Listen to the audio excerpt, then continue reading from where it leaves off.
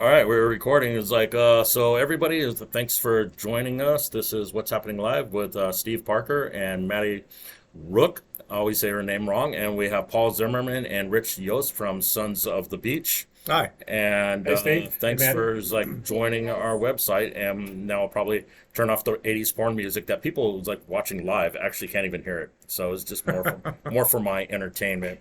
So, welcome to the studio, guys. I've known Paul for a little while. I don't really see you that often. I think it's like once a year I see you. Probably more, less than that, maybe. Yeah, usually at a Sons of the It's Beach like event. Sons of Yeah. a beach event Which we're having another one coming up. in July, right? Yep. Uh, July Next 9th. Sunday. July the 9th. Am I invited? Yeah, Of of course. course. So I don't Of have to course, pay. I don't have to pay double. Oh, yeah, all your listeners are invited It's as like well. exact awesome.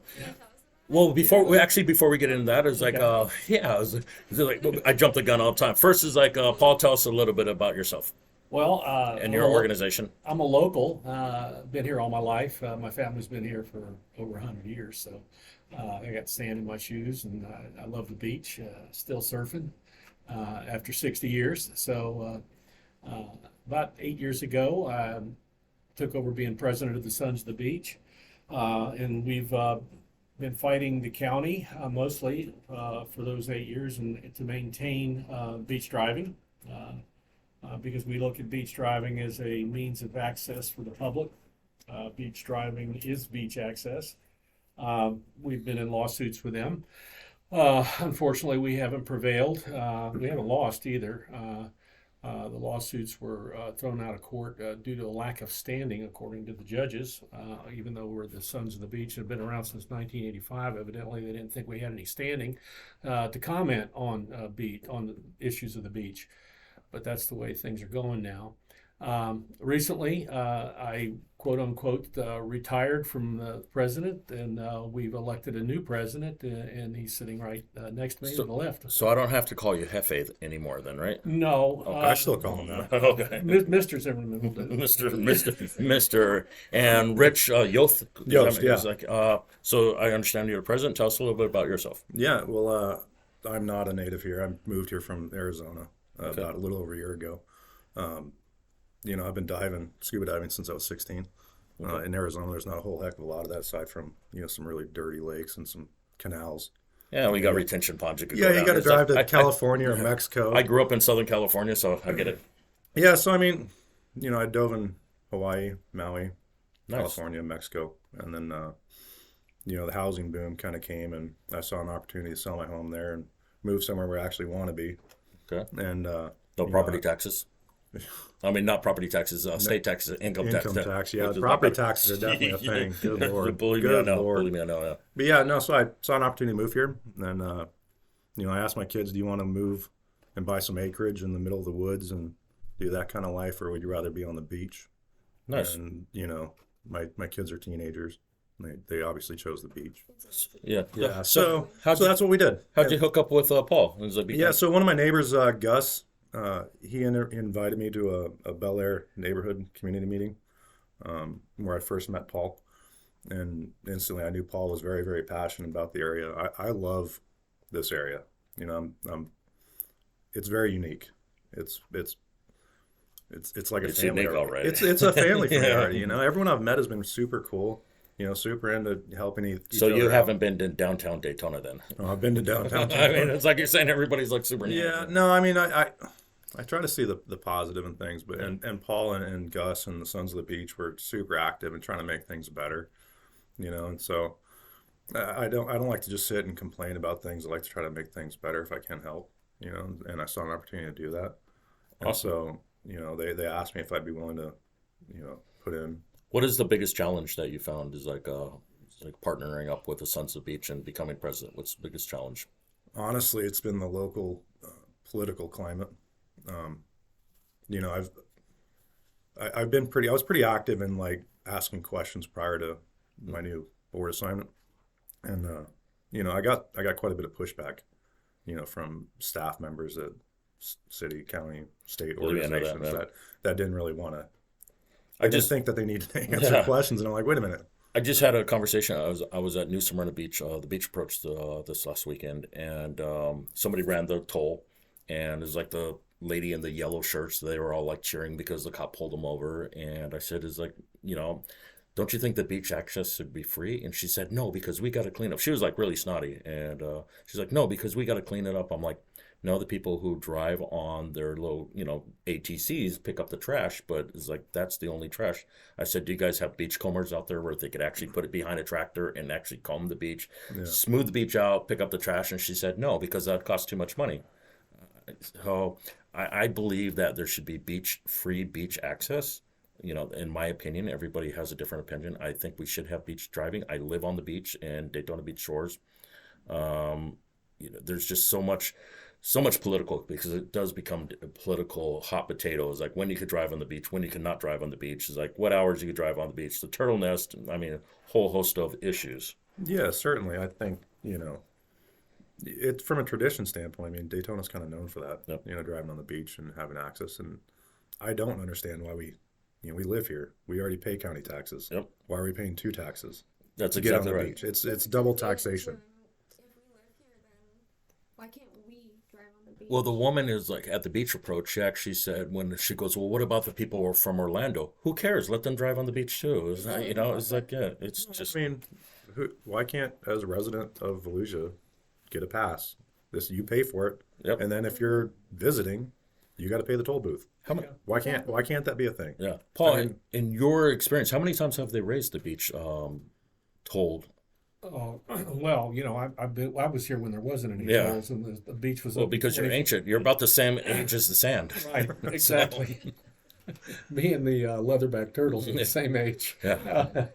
Anyway, yeah, when I grew up here, the beach was open 24/7. The whole, 40 miles of the beach was open, and you could drive anywhere you wanted, anytime you wanted. And, it was really a draw for the tourism industry as well. And what we've done is we've really compressed by taking away so much of the beach driving, either with the turtle lawsuit that we literally gave away 17 miles of our beach. We didn't have to really. I think the county caved on that. I think they got scared. And interject like they did also Hard Rock, the polls. Yeah, so we gave it away. So,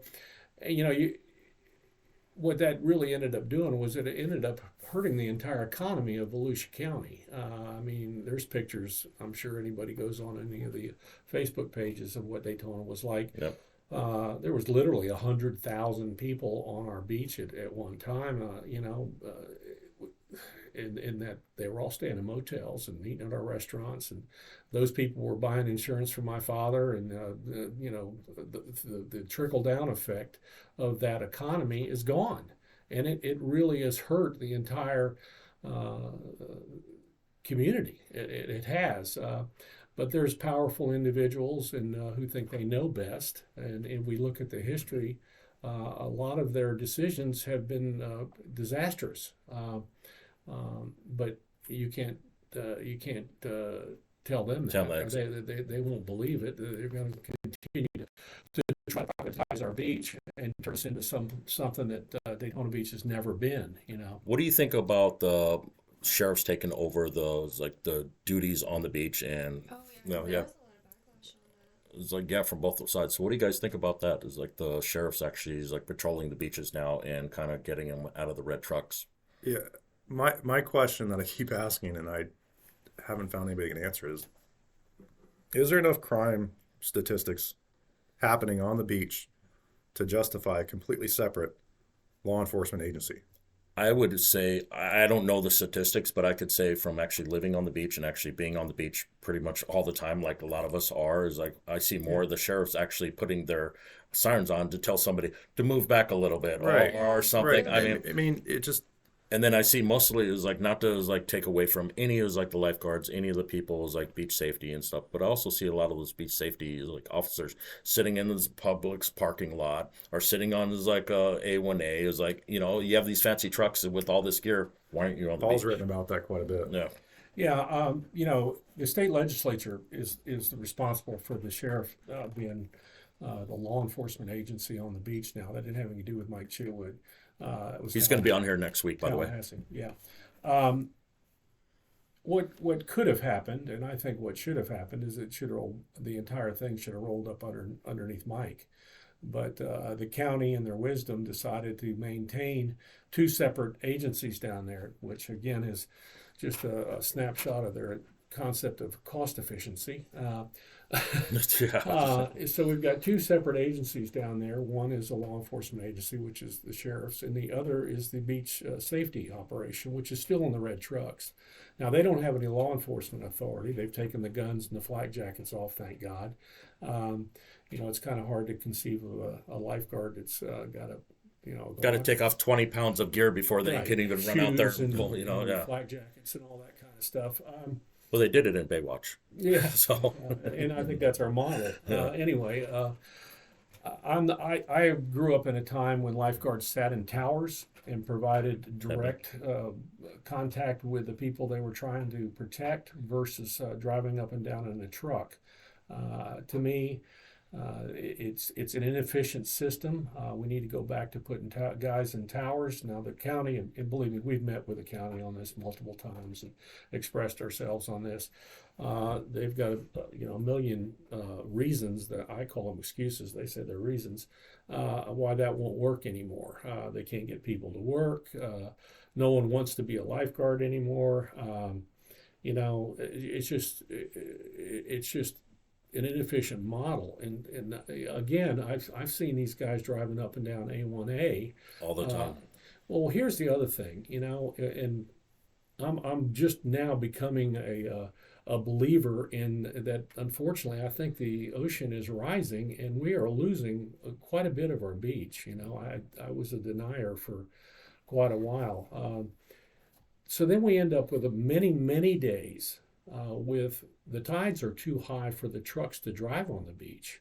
How are we protecting our swimmers on those days?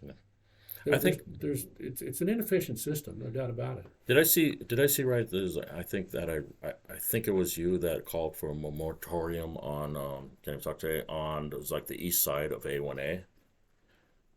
Yeah, so that's something we've chatted about. I went to a workshop last week at the Ormond Beach Library. They had a bunch of county planning people out there from emergency management to planning, and they wanted to pick citizens' brains on kind of the direction they wanted to go. And that's something I brought up. I spoke with the director of the planning for the county, Casey. I can't remember his last name, but he's super professional, very polite gentleman, knew his stuff. And I broached the topic of a potential, what if we did a building moratorium on the east side of A1A? I mean, why can't we just take a pause? I mean, New Smyrna did that for 6 months. Why can't we just hang on, guys? Let's pause for a minute. Because the developers won't allow it. Well, the answer I got to it was it would be considered a taking under Bert Harris' claim, but I mean, I'm no attorney. I don't. Yeah. But it seems reasonable to me. I mean, from what I've read, I mean, there are plenty of articles and information out there on the webs regarding building moratoriums, and pretty much the only way you can do it is through a public safety concern. Ian and Nicole, I mean, there's countless articles and pictures floating around on social media, news articles of people's pools falling in, of seawalls collapsing. I live in Daytona Beach Shores. I live actually right on the beach. I'm not going to, probably half the Facebook know where I live, but we lost our seawall. We lost our 85% of our seawalls. Like Darren is like Matthew. Not Matthew. Nicole. Then Ian kind of finished it off. I stayed during the hurricane, and so I'm watching up and down the beach because I live on the beach, watching everything get destroyed. The delta right next to me, we saw the ocean just take out the seawall.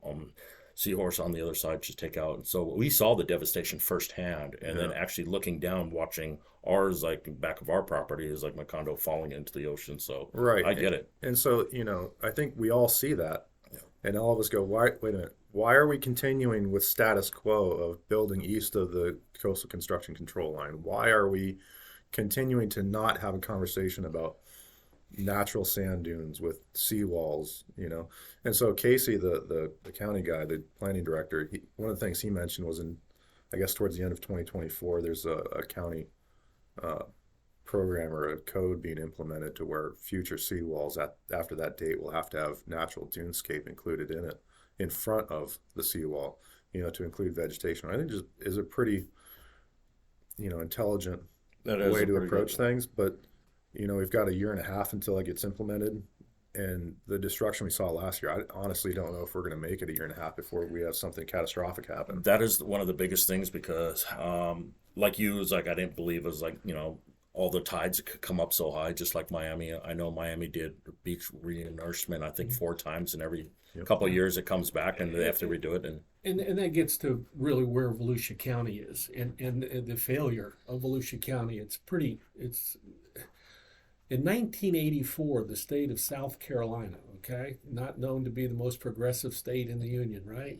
They implemented a coastal preservation plan.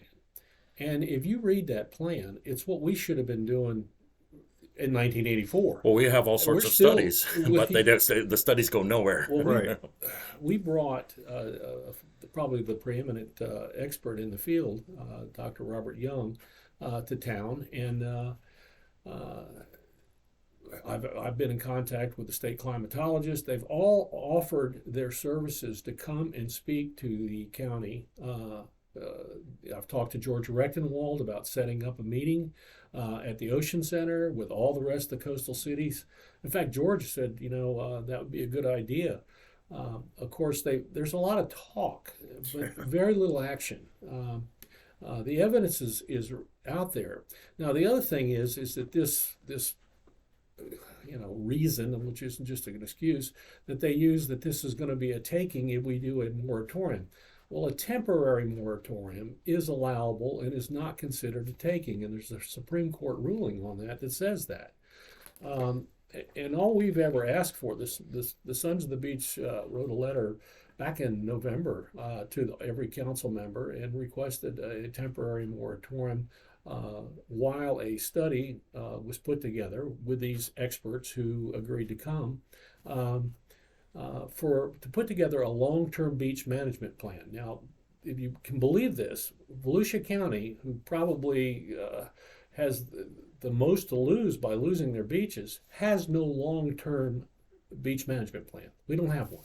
It's kind of like we'll react. We're reactionaries. A storm Exactly. comes and then we react. A storm another comes and then we react. And that pass another ordinance or another law. Right. Or, We do another study. Yeah. I lived down here a couple years ago, and I think it was like 4 or 5 years ago now. And, then I moved back up north, and then I came back down. And it's kind of crazy how much the beach actually changed. Like, I noticed a huge difference. every summer I could see is like, the water's rising, getting, It's bigger. it's physics. I mean, this isn't. There's no mystery to this. No. Why it's happening. Yeah. It's just there. It's a failure to act. No. Do you think it's under the old guard of the Volusia County, or under more so the new people who's been election, or is it just a combination of everybody with their head in their sand, for lack of a better wording? Well, I think there's a couple things going on. I think there's people in the county that think like we do and realize that what we're seeing, and there's certainly, empirical data. I mean, this isn't subjective anymore. This is empirical data, satellite imagery, water gauges, all kinds of things that are measurable that are showing that sea level People is. are going to realize after it's too late, Not only are sea levels rising, but the storms are happening with a greater frequency. Yeah. I mean, the other they're thing- dumping massive amounts of water over prolonged periods of time. Yeah, and as sea level rises, so does the ground level underneath rises. So that's why we're seeing a lot more flooding in areas that didn't used to flood. But we can pretend it's not happening, and we can say, okay, here's the problem I have, is that the county's idea of acting is to do some more studies. Now, the county can act on their own. 4 votes of that county council can do something. They can actually direct the county manager to begin projects. Okay, but there doesn't seem to be any urgency, any sense of urgency, any sense of commitment. It's just kind of kicking the can down the road, status quo, and it's we're losing our beach. Yeah. That was one of my questions I brought up at that workshop too. Is what liability does the county and cities incur by just flat ignoring the obvious? You know, when one of these towers collapses or falls into the water, I mean, look what happened in Miami. Oh, You know, yeah. the studies after Miami says that there was seawater, salt water seeping up from the ground underneath it. It wasn't just from shoreline erosion, it was the water table increasing and causing instability below it. Do we think that's not happening here? It's going to happen everywhere. You know what I mean? Like, Yeah. at what point is the county and cities going to be held liable? And I'll what tell, kind of I'll tell you the liability is reason. that? I'll tell you the reason why is like they'll always kick the can down the road because as long as they could get tax dollars and is like tax people on the tolls and keep raising them is like more money when their coffer use it for something else when they should be using it for more beach towers like you're saying and more. Right. I mean, I jogged from Hartford Avenue to Granada on the beach about a month ago. It's 3 miles in each direction. I came across two towers, and both of them were Norman Beach. There was nothing for 2 miles on the road I from the could beach. I could see about a mile off of my balcony and I don't see one single. Right. It was like Since over then, tower. though, you know, two new towers have popped up, the little mobile red ones, but I never see them staffed. My thing is, so kind of divert a little bit away is like, so I could drive from actually from Dunlawton all the way to Granada. I could see the beach 5 times. Literally is like, I've tried to see how many times I could see the beach 5 times. So it kind of goes back to the overdevelopment and when they're starting to put more over there. But we definitely need more like lifeguard towers. I think I read a study or something I saw that they're saying that they're actually building there's some program in the prisons now they want to contract those like I think it's called Prison Industry Authority to actually start manufacturing, you know, lifeguard towers and getting them, which I think would be I fantastic. understand not being able to staff lifeguards, 24/7. Completely understand that. But you're gonna tell me that there's nobody willing Do either to. one of you guys know the staffing level? Yeah, I do. Okay, You want let's to hear hear. your fun story? Yeah, let's hear it. Yeah, A couple of weeks ago, I was reading some stuff on social media, and I was like, oh, everyone's complaining about the staffing, and we don't have enough people to staff our lifeguard towers. So I was curious. I hate hearing just third-hand knowledge. So I actually called them, and I asked them. I said, hey, how many lifeguards do you have? And the first lady I spoke with, she's like, we can't tell you that. I'm like, what? Why? public Yeah, office. she goes, I'm gonna have to transfer you to the public information officer. I go, okay. So they transfer me to the public information officer. I ask her, and she goes, well, why do you want to know that? I go, well, because I'm a citizen that pays taxes here, and ballot initiatives come up. If you guys need more funding, Why is it I'd such like- a problem for? why is it a state secret? Is this a state secret? What your staffing level is? The Like answer that is seems yes. that seems so absurd. Like, why do you have to do a The Freedom of records are Information Act? records are in their office is like in a Corvette under a Corvette somewhere. Right, You know? right. Like, are we trying to? So when I put it to her like that, she goes, "Oh, okay. Well, since I guess she didn't see me as like a, I don't know, subversive or something. I don't know." And I'm like, she goes, "Oh, we have about 200. So they have about 200 lifeguards in Volusia County, but." To their defense, most of like half of those, she said, were like, the 16-year-old lifeguards that work 1 or 2 days a week, and that's it. We need- 200 lifeguards, like, even if you have 100 full-time, No. 100 full-time staff is not small, Yeah. No. especially for the limited amount of area that they have to cover. I mean, yeah, Volusia County has a significant coastline, but it's not statewide. No. It's one county. How- People are always quick to be like, "Oh, we can't get people to work to be a lifeguard," but it's like, okay, then figure out what to do with the people you have. Yeah, I mean, how much Well, does that's been one of my biggest points is get the guys out of the truck. We're gonna put you out there, Paul, as lifeguard station. Get the guys out of the truck and put them in the tower. I agree. Man your towers first. If you can't, that should be your primary responsibility is to have a lifeguard. The proximity between a drowning person and the lifeguard is relevant to the survival of the different. turns out. When there's high tide, I don't know if you guys been on the beach. Anybody's been on the beach during high tide. There's literally it creates a river running parallel to Yeah, the it ocean. does, yeah. Nobody's driving on that. Right. So instead of driving around in a bunch of trucks on A1A, why aren't just honest question? Why not put them on quads with Sea-Doos and shit and on Yeah, a trailer behind yeah, the quad I agree. and staff it next to the tower? No. That's got to be cheaper than an F-150. How many is Paul? Do you know? Is like, or either one of you know how many drownings there were this year? Well, we just had a drowning at 11 o'clock in the morning, about 3 or 4 weeks ago, just south of Silver Beach. You Okay. know, a guy, God bless him, he was actually trying to save other people and he died. Uh, Now that's less than a mile away from the main lifeguard tower, and No. we have a drowning at 11 o'clock in the morning. I grew up here, and towers were. I mean, you could see one tower from what they. You had to be in vision to see each other because back then you didn't have radios. And You stuff. had flags. Yeah, use a relay flag system. But anyway, to get back to the development issue, I I don't know. Maybe I'm getting old and senile or something, but I can I can see the benefit of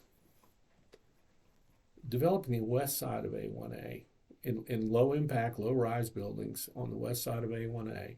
Turn the vacant property, which is numerous up and down the East Coast, into parks, into sand, re-nourish them like they're old sand dunes, the white sea oats, white sand and covered with sea oats like they used to be.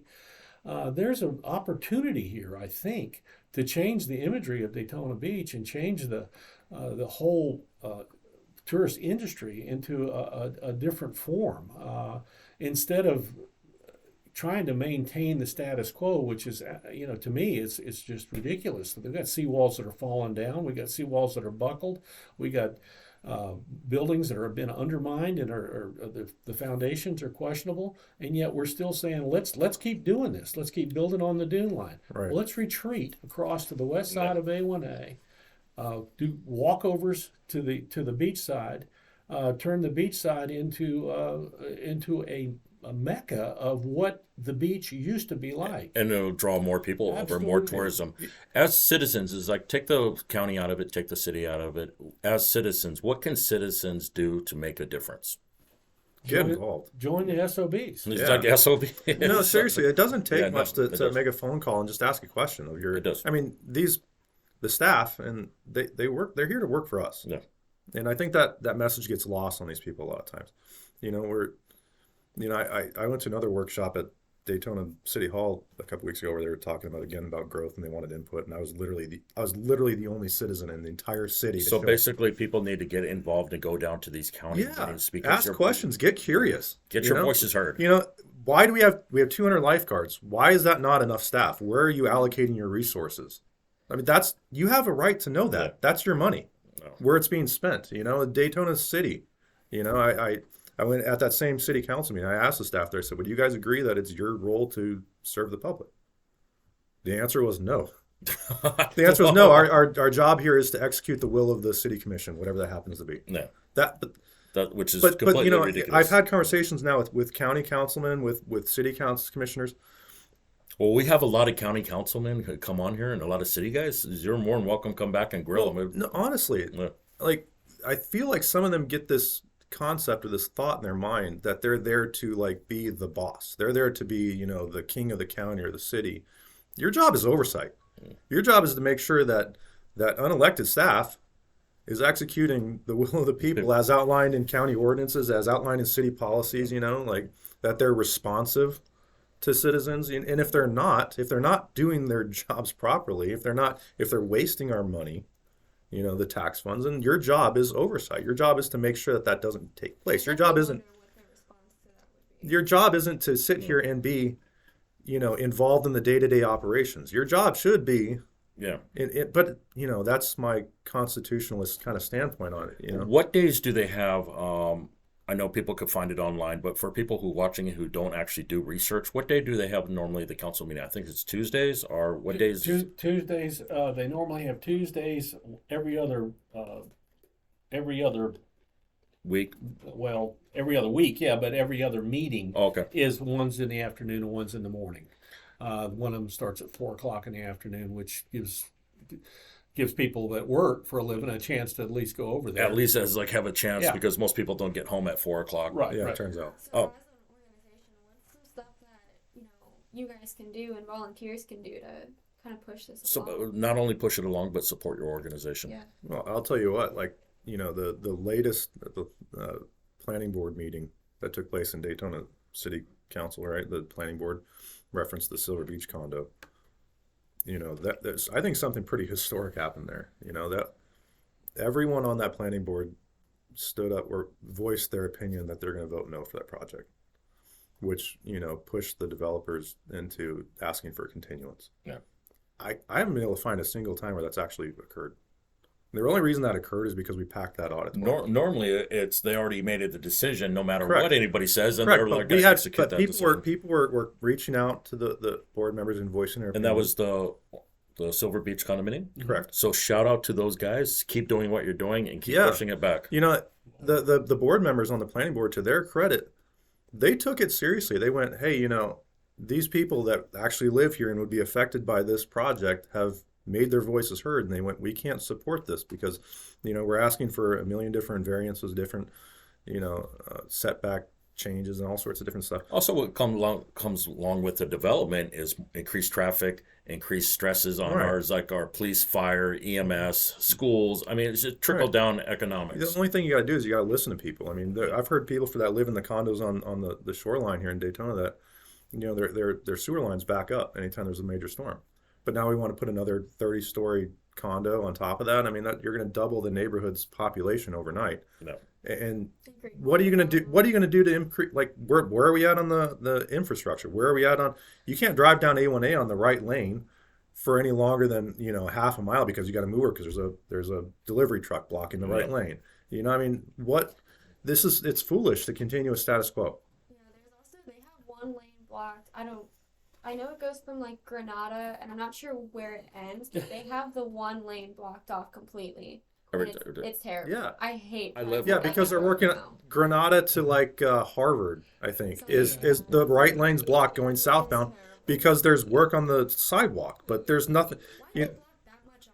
I don't All know. at once. I was asking I was driving my daughter the other day. She's like, "Why is this here? There's been not there- even any it's- traffic." Look, It's been there for Right, I go 4 down. weeks. I go down public. It's like coming from Dunlawton. Is like over to my condo, and I'm sitting there thinking, okay, there's the delivery trucks, there's the Amazon, there's the moving company. Then there's the cop sitting in the middle, is like where I got to creep by him, and then there's the red trucks who is like zooming by, and the ones in public barking. Right, and It's, then you have your occasional, pedestrian. pedestrian And wanders so, out actually, there. so I will say this is like for people who are watching this, there are a lot of pedestrian deaths.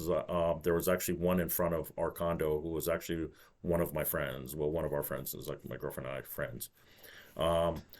So they passed away literally crossing the street. I think the county and the city should put more lights along those because no matter how Florida is dark. I mean, we drive down any street, even when they have street lights, Florida is dark. And so we need some increased lighting, is like especially along the shoreline, A1A, for people crossing the roads. So city, county, DOT, maybe need to look at that instead of like a Aren't whatever. they making more pedestrian crossings? Yeah, down there's a A1A? plan Yeah. to redo all of A1A, but it's 3 years down the road, I believe. Yeah. Well, I'm glad that they're not doing the it's like the turnaround. Is like they're planning Oh, the on. It's like the roundabouts, yeah. roundabouts. I'm glad they didn't do that. I was like, no, They had it's, one plan, but luckily we got rid of it. People struggle with a four-way stop. it's like imagine put it on A1A and it was like international. That would Yeah. that was their plan. I think. Yeah, it really was. It was like, listen, I half the time I don't know. I'm like, do I go? Do I go? I mean, Well, plus it was probably the busiest beach approach in Yeah. the county, and they're going to put a roundabout in front of it. It was. I wonder how that came about. Is like sitting around. Hey, we could put a roundabout there. We could get some more federal dollars. They thought that it was gonna better flow the traffic, but it's not if people don't know how to drive it. No. You know. So let's talk about your event. You have an event coming up. Yeah, so July 9th at the Fountain Beach Resort, I think it's 313 South Atlantic, the Tiki bar. Oasis Tiki Bar. Oasis Tiki Bar, yeah. So I have that means people could drink. Yeah, Oh, absolutely. Yeah, 1 to 4 o'clock, we're going to be out there and have some live music, some raffle prizes, 50-50. Lunch, Lunch, yeah. Is there T-shirts. is there a way that gear. people can actually donate is like to that is like not only is like financial, because believe me, every dollar that you guys donate to the Sons of the Beach goes for is like their organization protecting the beach, lobbying for the beach, and so forth. So everybody, if you could afford a couple dollars, even $1 or $2 helps. It's like those $1 and $2 definitely add up. Yeah, I mean, we're taking on some very powerful And people. that takes And money. that Silver Beach condo was a $100 million investment. I mean, So, yeah. those people have the means to take us on, but I mean, yeah, we're nobodies, but they got a lot more to lose than we I do. wouldn't say we're nobodies. We're doing fantastic work. Do you guys actually partner up? Oh, go ahead. I wanted to say if people out there in your listening audience, if they want to help us, they can go to sonsofthebeach.org. We have our own web page, and there's a link there. You can get gear and you can donate money and Buy a T-shirt. These Yeah. T-shirts are actually really cool. Yeah, no, speaking of, we redid a few designs, so it's not all yellow shirts anymore. We do have options kinda for like the different yellow. colors. A lot of people like the yellow. You know, we made some black ones and some white ones, and we're gonna have some of that out there at the new one. But So you know, every, I like the colorful stuff. You know, I think, you know, if you're gonna wear Sons of the Beach swag out, it'd be cool to see that around Publix, around. it Right, does. And then they ask questions. right. Who is? What's that about? Sons of the you know? Beach. It's like normally when I hear SOB, it's like, you know, somebody yelling at me, "You son of a beach." Yeah, but so listen, people who are like, you know, in all seriousness, go to their organization, sonsofthebeach.org. Is it with an S? Sons, yeah. Sons. Okay, Sons of the Of Beach. the beach. .org, and go check out some of their swag. Donate a couple of dollars if you can afford $1, whether it's $1, Steve. whether it's $50, whether it's $100.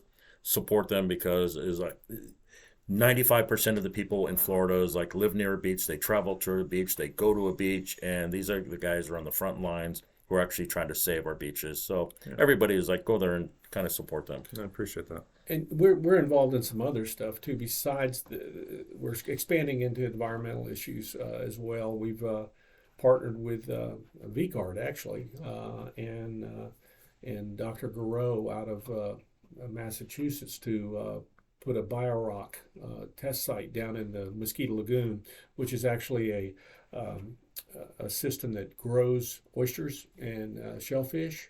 Is that the one they do with the pools, the big giant pools, all the different ones, and they? No, this is an electrolysis program. We put up a solar panel, and it runs underwater and is hooked to a metal grid. The electrolysis causes calcification and stimulates shellfish growth, and shellfish filter That's water. pretty cool. Yeah, it's very cool. Is it an organization coming to do that, or is it a company? Or Dr. Garreau, it's a technology called BioRock. BioRock technology. You can go on and on the web and look it up. And so we've started that as well. that's phenomenal. Have you guys partnered with the Sons of the Beach or any of the others like big giant organizations? Dream Green Volusia is doing some really good stuff. You know, they're I mean, about, not Sons of the Beach, Wave Rider Foundation, or any of those. Is like the Surf Rider Foundation, or any of those. We met with surf I didn't mean to riders. cut you off. Yeah, No, you're good. We met with surf riders a few years ago. They were less than enthusiastic about partnering with us because they saw us as a beach driving, and they were anti-driving on the beach, so it didn't work out. Okay. So Maddie, so we were talking is like right before we came on the air, and Maddie was asking some of the questions that I think that are really important for basically is like your organization. When you started this organization, you said it was like 1985 or something like that. What led you to start this organization? Was it just because you got tired of seeing all of like the? I'm old, but I didn't start the organization. Okay, so how did the how did Well, the We're actually- I could have been there. we're working on a book too, right? About the history of it. Yeah, we were probably 75% complete a book. wait, so who's writing the book? A bunch of us. Can I get a shout out on the thank you page? I mean, be immortalized in your book. Yeah, sure. It's like that SOB guy. Yes, yeah. No, it was founded by two guys by the name of Wayne Ward and Galden Reed.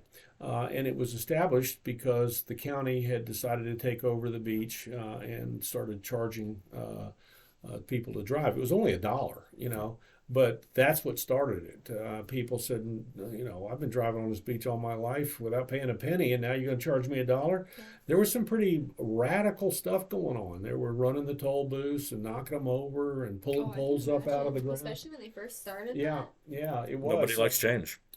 And, Yeah, there's two things people don't like: the way things are and change. Yeah. That's true. Paul is like, so I know this is for both of you guys. I know you guys go in front of the county council, city council, and I know a lot of times they don't give you a platform to speak for very long. I think it was 3 minutes if you're lucky. Yeah. So we have people in the county who actually listen to this podcast who are actually on it in the city. If you want to say something, is like to now is like, what would you say to them right now? Is like, listen to us, and this is what maybe is like you could take it in and listen to. What would you say to one of them I'll let sitting you right go here? first. Well, I guess the time is now for action, and we've got shelves and shelves and shelves of studies, and there's ample information out there for you to make a decision. Don't be afraid to make a decision. Decide to take action, and the county council can direct county staff to implement stuff. They don't have to wait for an expert to uh, tell them what to do, or a consultant, I should say, to tell them what to do. It's time for action, and kicking the can down the road is not working. Yeah, I agree. I mean, there is a lot of evidence out there. At that Daytona Beach City Hall meeting I went to, I told them, I think there needs to be a meaningful public conversation. And I think they need to let the citizens know that they're hearing it. It gets to be frustrating, honestly, when you keep getting dismissed by these people. They're like, "Well, we don't have time for you. I don't have to answer you." Well, who do they Have a work for? conversation, right? Let's have a conversation. Let's have a real conversation as a community, and say, we hear you guys. We hear your concerns about beach erosion, about public safety. I mean, I shouldn't have to worry about sitting underneath a seawall in a condo and worrying that it's going to fall onto my kids, like at the Island Crown. The Island Crown's leaning Yeah, over. no. It's leaning over at a significant degree.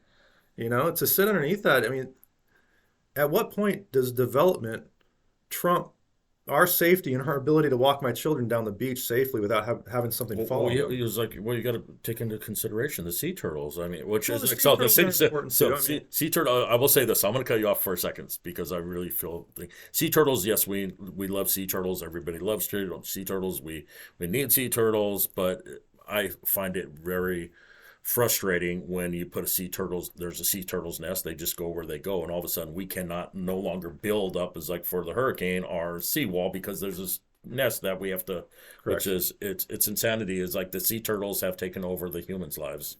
Well, to a degree, I mean, yeah, but I mean, the sea turtles aren't even going to be able to nest because soon enough that high tide is going to come all the way up to the seawall, which already Already does. does. Which means when those turtles aren't going to lay their eggs there because they will drown. The Yeah. babies will drown. Because there is no safe space on the beach for them to. And it's to getting even worse hatch. and worse and worse. And not just that, but the lack of consistency and logic. You can have tractors rolling up and down A1A or up and down the beach all day long doing construction work, but you can't have a fire pit out there at night. None of this makes sense. So I will say this: when I first moved here, I moved 12 years ago from Southern California, and in Boca Chica is like you could have bonfires on the beach and never a problem here. I remember the first time I actually threw one. It was actually in Ormond, and I swear I thought it was like a felony thing. It had like 5 different cops coming from the sea. It was like from thing, and I'm like, I'm just having a piece. Helicopter. It's like, yeah, it's like we had a pit. We had it's like buckets of water. We had a shovel. We had every single thing that was like if it got out of control, Right, and so it just turned it into. If we care about the turtles, then we need to have a conversation about protecting the beach and from beach erosion. If we care about people's safety and not having towers fall into the water, then again, we need to have another conversation about it. Just no matter how you look at it, there needs to be a public conversation, and the cities and the staff and the elected people and the unelected people need to let people know that they actually hear them. So I'm gonna I don't want to name any names because some of the county people and the city people actually come on our show and stuff. But listen, you guys are friends of mine. I'm friends of yours. Let's have this conversation. It's not really that hard. I think it's like I will mention Heather Post, who's like who whether you guys love her or hate her, she did try some of these things, and we do have like people on the city and the county council who actually want to try, but those like dissenting of voices really need to have a more open mind and push some of this stuff forward because you guys always talk about it's like the county talks about it, the city talks about it, the municipalities talks about taxes, how we could raise the revenue. Tourism drives revenue. And so You know who doesn't pay to use the beach? the Tourists. tourists, yeah. Tourists. Yeah. None of that money goes to they none of that bed tax goes to operate the beach. It should. Where does it go to? It goes mostly of it goes to either the Ocean Center or to That's an interesting to fact. I never fund knew that. to fund our advertising authorities, who came up with a brilliant theme this year of Beach On. Wait. You This what this year's what Beach On? Beach On.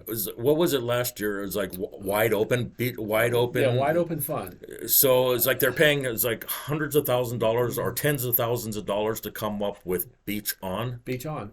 Yeah, man. It's like all three of us is like you get paid like They probably it's paid like, a consultant a crap ton of money. Too. so they could They pay. did. So They it's did. like so the next time that people want to name the beach is like they could just give each one of us 10 grand. We'll come up with a better name than Oh man, Beach I'll On. do it for half of It's whatever like- they paid that consultant. like- They come up with some great. I'll do it for $50 and a bucket of hot wings. I mean, Right. you know, Beach For- On. For decades and decades, we were known as the world's most famous beach, and it worked fine. But no one was making any money off that. So we've got to figure out a way to spend that money. Right, and what happens if that beach is gone? World famous beach doesn't exist anymore at that point. Well, that'll be the paid consultant to pay them as like Beach Be right, then Gone. they'd be like, "Oh God, we need to have another consultant. We need to have another study to talk about why this happened." Yeah. This gets back to, the reason that the status quo is we're holding on to this status quo with both hands and won't let go of it. We got to continue to build on our dune line. Oh my God, we can't tell these developers they can't do that. It's almost like they're so closed-minded. There's an option. Retreat back to the west side. In fact, that is what the experts in the field, or the scientists in the field say, that we need to have a managed retreat away from the coastline, because basically what's happening in the ocean is moving to the west. It's happening, and to deny it is really foolish. We should turn that into an opportunity. Yeah. Yeah, Turn it into an opportunity. Make the east side A1A, sand dunes, oats, ecotourism. So people need to basically let their voices be heard on this issue rather than just do. Yeah. They're very passionate about it. right, So we need to start the conversation. right. They work for us, and get curious. Where is your money being spent? There's another issue that comes up, and when I was back in November after the storms, I was reaching out to a lot of different scientists, and one of them was up at the Florida State University, Emily Powell, who's the assistant state climatologist. I was talking with her. There's something that is really significant, and I think there was evidence of the damage that occurred during Nicole and Ian, is the wind tunnels that these big tall buildings affect. And you look across the street from where these big tall buildings are, there was a tremendous devastation on the west side of A1A because this wind. Right across from me, it was like it tore apart that whole little center. Yep. Okay. So this gets back to what Rich was talking about. Public safety is an issue with these tall buildings along the ocean front, because that wind's coming off the ocean unimpeded at 150 miles an hour. There was one study I read that said that basically some of the calculations are saying that the wind can increase by 50%. So that means if you got 150 mile an hour wind coming off the ocean, it hits that building and it's refracted, it could be 220 miles an hour. So these are issues that we really need to look at and take seriously, instead of just saying, we got to protect property rights. We've got to protect property While you were rights. talking, actually, is like a thought came into my mind, which is always dangerous. Let's go back to the lifeguard station towers. So, like I said, is like I understand there was some proposal or somebody talked about is like building them in the prisons. I wonder if we could start some sort of organization, GoFund, whatever have you, and people actually money go to a fund to build more of those towers. It's like along the beach, is like a lot of them are getting older and older, and wonder would we be able to do that? I wonder Those who towers builds this. are super difficult. Have the Boy Scouts do it. Yeah, I was like, I'm thinking it's like maybe it was like we could Boy get Scouts will do it. maybe it's like the county could actually is like look into a study. Don't put a commission together. It's like don't spend $100,000 on a commission, but maybe something where we could get local residents who actually care about it is like sponsor some of these upkeep for some of these towers. Why do we need to? Exactly. Why do we need to? Our property taxes are But absurdly it's high. like, I agree with you there, but it's like the problem is like even I agree. Why should we? Why should we be paying for the beach? But there's got to be some other way where citizens can actually As get far as the involved. towers are concerned, historically, what happened But I agree with those you red 100%. It's Yeah. like during the winter, they had we had full-time staffed guards that during the winter, a lot of times they would build, the lifeguards themselves would build the towers. Okay. That was kind of like when they're off I season wish they would do duties. that again. That would be awesome. Well, we don't have enough, they say. Well, like, 200 people apparently. where are you putting your Some of them only resources? work 1 day a week. Though. No. How many people are working in your administration? You know, where are you spending your money that you don't have enough funding for this? The red I mean, trucks. Right. How much does an F-150 fully equipped cost? 30, 40 grand Yeah. at least? At least, exactly. But what? How are we looking on time? I'm always We are running out of time. okay. It's like so. Before we do that, is there anybody that you guys would like to give a shout out to? Who's like an organization who's been as like a Yeah, Dream Green's been doing a lot of really great stuff. Suzanne there, she's really championing hard to affect change. So I think she's doing really great work. Your listeners can follow them as well. But get involved. You know, join us, join the Sons of the Beach, come out to this event. You know, all the planning board people that are on the various boards. You know, there seems to be this misconception that our organization's against development. We're not against development. We're against foolish development, right? We can develop in a way that, you know, marries up the nature and natural, like things like dunescapes, with modern technology, with modern infrastructure, with modern development. The status quo, though, has to be killed off. Like, the status quo has to die. It's not working, you know, and we have to do it before something, you more know, catastrophic before right, another before hurricane. somebody dies. Before it's too late. Right, somebody dies, and you know, the county and city, oh, we didn't see this. The first gonna time is happen. like one of those condos Come on. fall into those like the ocean is like I guarantee it's going to be a lot of like you know knee jerk reactions versus when we could prevent Right, it right and now. then we're going to stand up in front of the camera and say, "Look at all these emails where we told them this was going to happen. Look at all these, look at all these experts that we sent you, you know, to listen to, and you guys weren't listening." So, I mean, it opens this. I really think it opens them up to a significant liability. The Sons of the Beach brought Dr. Robert Garreau here, the fellow I was talking about earlier about the BioRock technology. 5 years ago. 5 years ago, we brought him here, and we partnered with the CEO Business Alliance. You know, pretty unusual partnership between the Sons of the Beach and the CEO Business Alliance to bring Robert Garreau here to look into building near offshore reef systems to prevent erosion. Okay, 5 years ago. Now, Garreau was the guy that we brought to town, but the concept of near offshore erosion protection through near offshore reefs is being used everywhere now. 5 years ago, we brought him here. He did a presentation to the county council, and he was, I tell you, I was embarrassed the way they treated him. Not all of them, but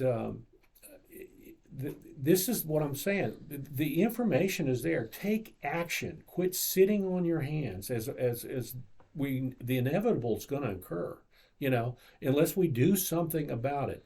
Near offshore reef systems basically scrub the energy off the waves before they hit the beach. They use them in Dana Point in California. Yeah, so wave absorption. these things are there, but 5 years ago we were ignored. All right, and you asked about shout outs. I'd like to give a shout out to two elected officials who are both members of the board of the Sons of the Beach, and one of them is Chairman Jeff Brower. Love Jeff. Yeah, Jeff is really up against it, and you know, I'd encourage everybody to support him because his new ideas are anti-status quo, and the status quo group rallies their troops to try to shut him down, and it's really it's sad. The other one is a local city commissioner, Ken Strickland, who's also a member I like Ken. of the board, who really listens. I talk with Ken. And He's Ken on says, Volusia Issues, correct? Yeah. As administrator of Volusia Issues. Ken says, you know, my job is what Rich was saying earlier. My job is to represent the people that elected me, not the staff and the status quo. And he's doing that, and it's really refreshing to see those two elected officials who actually listen. So I'd like to give a shout out to both of them and encourage everybody to support them. Yeah, Ken and Jeff are the only two people that before I got involved in my current role that would actually pick up the phone or return an email. Yeah, that would actually take a phone call from a citizen. They would. First time I spoke with Ken Strickland was probably 8:30 at night, and when I sent him an email on his official email saying, "Hey, what is the city going to do about the rampant homeless population. You know, my kids. That's we could have a whole. My nother kids have seen, show you know, about that. crackheads. They're, you know, peeing on the side of the 7-Eleven. That's not something I want my kids to see. You know, so I just sent an email. What's being done about this? He shot me an email back. Give me a call on my cell phone. Here's the number. That's awesome. I haven't gotten that from anybody else in from an elected position. So I think that speaks to the- volumes. Yeah. I'm going to give a shout out to the listeners for one, all the people who actually support the Sons of the Beach right now. Mark Baker, who is like Barker. It's like I always say his name wrong. I can't talk, but Great It's like, writer. he does amazing, has an amazing blog. He brings a lot of these issues to light, and so I want to say thank you to him because I enjoy his blog. Absolutely. I also want to give a shout out to some of the people who actually support the show and kind of watch it. Everybody should go to sonsofthebeach.org, support them, raise some money, come out to their organizations, go to your local city, county, meetings, make your voices heard. When you hear about development, show up. When you hear some sort of beach, I also want to give redirect, can't even talk today. Shout out to all the people who I see walking up and down the beach, cleaning up trash. It was like picking, on their daily walks, those people, because you're doing amazing helping our beaches. But everybody who supports the beach, please go to sonsofthebeach.org, support their organization, whether it's volunteering, whether it's donating, whether letting your voices be heard. So everybody, please take that moment. The last thing that I just want to say is I kind of just Thanks, want to Steve. this question out for everyone. We don't have to answer it, but when the beach is gone, who are we going to go to? Who are we going to question? And honestly, what do you think they're going to say when the beach is gone? Yeah, when we can no longer walk on the beach, no longer drive on the beach, then it's too late. So it's it's always time to do something before, rather than after. And before we wrap up, too, July 27th is the next planning board meeting for the Silver Beach condo. Right now, it's slated to possibly be continued, but right now it's still set to be heard. You guys have updates on your Yeah, we put out a newsletter. newsletter? Yeah, Is there an email news where people? Do you have an email system where you blast out to all the members of Sons of the Beach? Yes, when you join the Sons of the Beach, you'll automatically become a member. Your email will be captured, and we don't sell your emails to anybody. We don't do anything. and it but doesn't cost anything. Yeah, but we will send out newsletters and articles. We're working on Good way to keep things updated. Yeah, we're working on like a text message alert system too, because a lot of people they don't remember like July 27th is coming, July 9th is coming Well, up. I'll definitely So put it we'll on my text it out pages and there. make sure that everybody knows July 27th. I'll get a flyer from you. or Yeah, something. I want to pack that auditorium. I mean, it's time for these people to actually hear us. Make your voices heard. So many people are tired of being ignored. Yeah.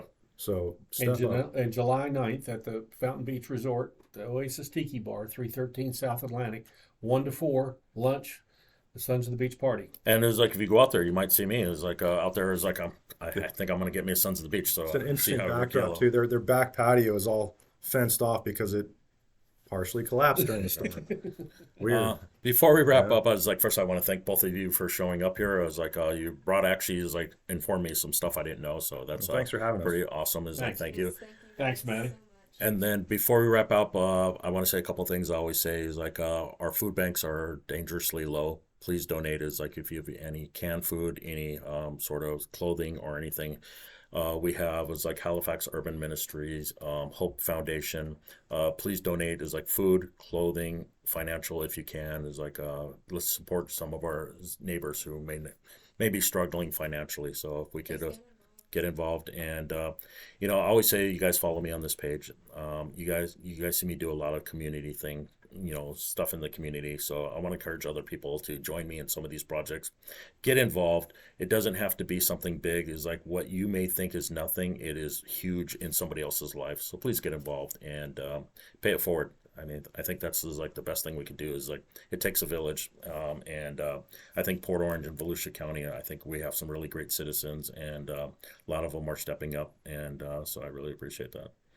So, Thanks, Steve. Maddie, would you like to say anything before we close out? Want to close out the show? No, not really. I think that's the last of it. But I do want to say that almost everybody that we've had on this podcast so far, all of them, it's the same thing they say is get involved. Get involved. And we do have some guests coming up. We have Danny Robbins coming. We have Sheriff Chitwood. We have Mrs. Dallas, her first name, I think Sophia Dallas, she's coming up. Talk about breast cancer awareness and her blog and the amazing work that she's doing and bringing awareness to that. So if anybody would like to come on here and like think you guys could do it better than us, or is like maybe have it's like a pretty interesting conversation, or want to contribute, is like you could always reach out to us at Oceans Media Group, and then also on our Facebook page, What's Happening Live, or send me a private message. But again, I want to thank everybody. Thank you guys, and your shirts are rocking. And one of these days I'm gonna turn my hat back to where you guys could see my face. I'll have to bring you a shirt next time. It's like for sure. It's like I'd like these like for sure. Table's always open. Microphone's always open if you want to come back and support Definitely anything. appreciate Thanks, that. Steve. So you guys have a great day, Thanks, man. and thank you everybody, and have a great weekend.